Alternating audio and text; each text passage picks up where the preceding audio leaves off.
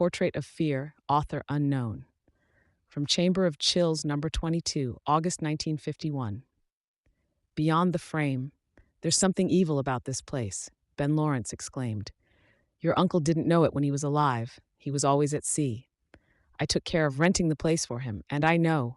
All of the last 3 tenants, young gentlemen like yourself, were found dead in their beds, dead of heart failure.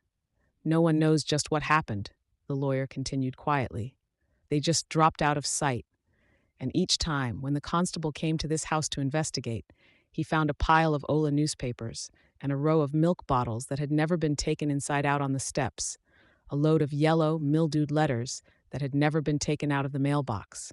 And inside this house, the young men, fully dressed and dead on the bed. Well, gasped Hal Carlyle, his eyes turning from the lawyer at his side to the gray stone house that loomed so large before them in the gathering dusk.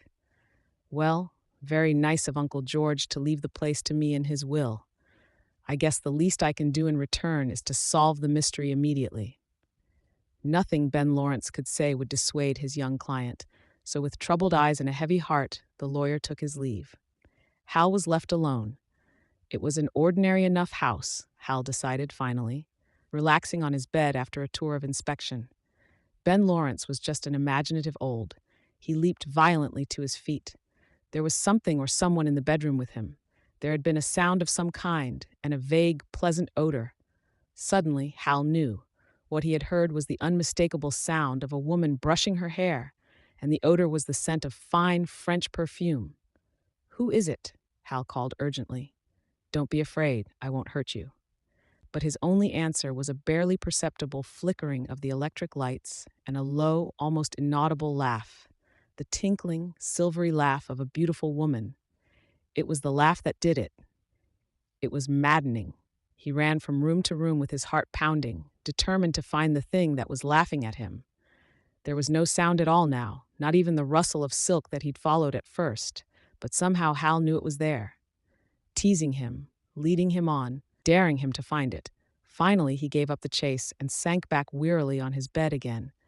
This is ridiculous. I know there wasn't anything, he thought to himself grimly. The laugh tinkled again, as though his invisible companion was reading his mind. Hal looked up sharply, his eye caught by a bubble of pale, glittering light that suddenly illuminated a picture hanging on the opposite wall. His breath jammed in his throat. It was a portrait of a woman, tall and unbelievably beautiful, her smoke-color eyes smiling down at him, her rosy lips curved in a smile. Hal had never even dreamed of such beauty. He lay there gaping, dimly understanding that the bubble of light, the sounds he'd heard, and the woman in the portrait were all one and the same. "It is you, isn't it?" he whispered, his eyes never moving from the picture.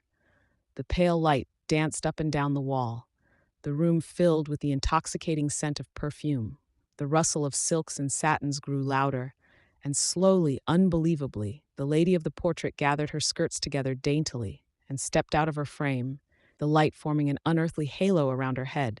She walked towards Hal noiselessly, her lips still curved in that same vacant smile, her eyes hard and penetrating, boring into his. "No, please, don't," Hal pleaded, terror striking at his heart. But the lady just smiled, bent her head gracefully, and with lips as cold and clammy as seaweed, kissed him. Ben Lawrence was scared. He hadn't heard a word from Hal Carlyle since the fateful day he'd left the boy alone in that accursed house. Walking up the driveway now, the lawyer tried to tell himself that he was being foolish, that Hal was perfectly all right. Suddenly, he gave a choked little cry, his face turning the color of pale, wet cement. On the doorstep lay a pile of old, uncollected newspapers. Beside them stood a row of milk bottles that had never been taken inside. In the mailbox lay a number of yellow, mildewed letters. A faint odor of decay hung in the air. And so, our terrifying tale comes to a ghastly close, a haunting reminder that cultural norms are but a graveyard of forgotten values. The creepy attitudes, blood-curdling language, and spine-tingling customs depicted herein may send shivers down your spine, but remember, they're part of our shared nightmare. This story is screaming to be shared, proudly presented in the public domain, where it will linger like a ghost, free to possess your imagination. Farewell, Dear victim, oops, I mean dear reader, may our tale leave you dying for more.